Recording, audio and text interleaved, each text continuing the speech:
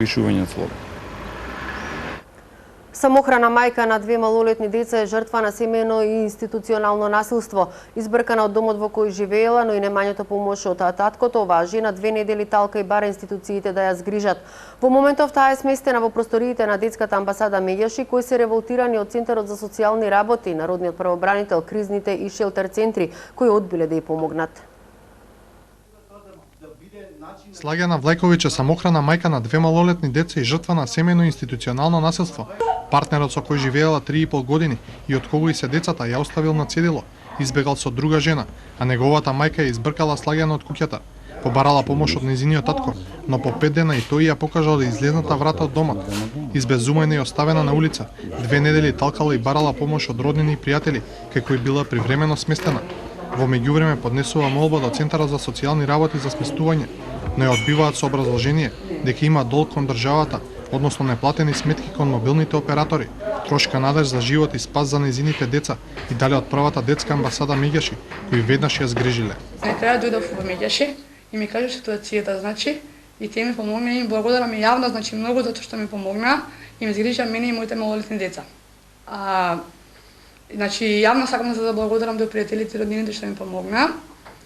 И ако може, значи, да, ако ме слуша и гледа татко ме, значи, треба да му кажам, му благодарам многу, значи, за тоа што не ми помогна и ме остави сама на цедило.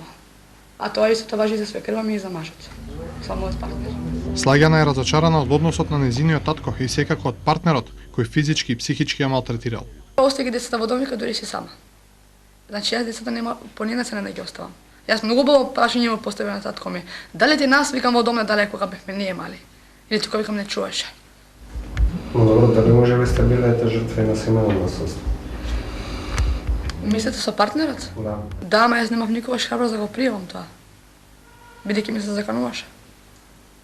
Ме разбирате? Ако отидеш да пријавиш, ќе те убијам, ако отидеш во социјално истото.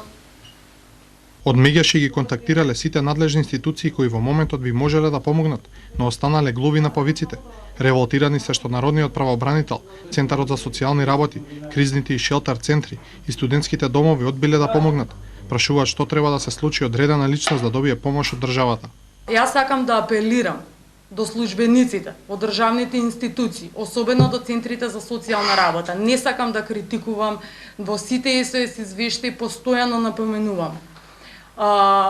Треба да размислат дека нивната работа не е само административна работа. Тие кројат судбината на луѓето во оваа држава. Тие кажуваат каде некој дете треба да биде згрижено, каде некој родител треба да биде згрижен и како треба да се остваруваат видувањата. Тоа е кроење на судбината, тоа е одговорност и тоа е моќ. Се прашуваме како граѓанка со 2 мали деца, како ќе успеат некои други, како неизе, во слична ситуација да бидат прифатени од страна на државата. Значи, неизе и низиното сведоштво го користиме како апел. Системот, социјалниот систем, да биде помобилен, пофункционален, декларативно да не се залага дека е Македонија социјална држава, туку напротив да докаже навистина во вакви случаи да делува интервентно брзо. Од Меѓаши вела дека не се ниту прифатилиште, ниту Центар за социјални работи за да сместуваат и згрижуваат деца, но направиле исклучок поради тоа што Слагјана е со 2 малолетни деца на возраст од 2,5 години и 11 месеци. Останува прашањето зошто институциите затаиле и не излегле со навремена помош и дали некој ќе понесе одговорност.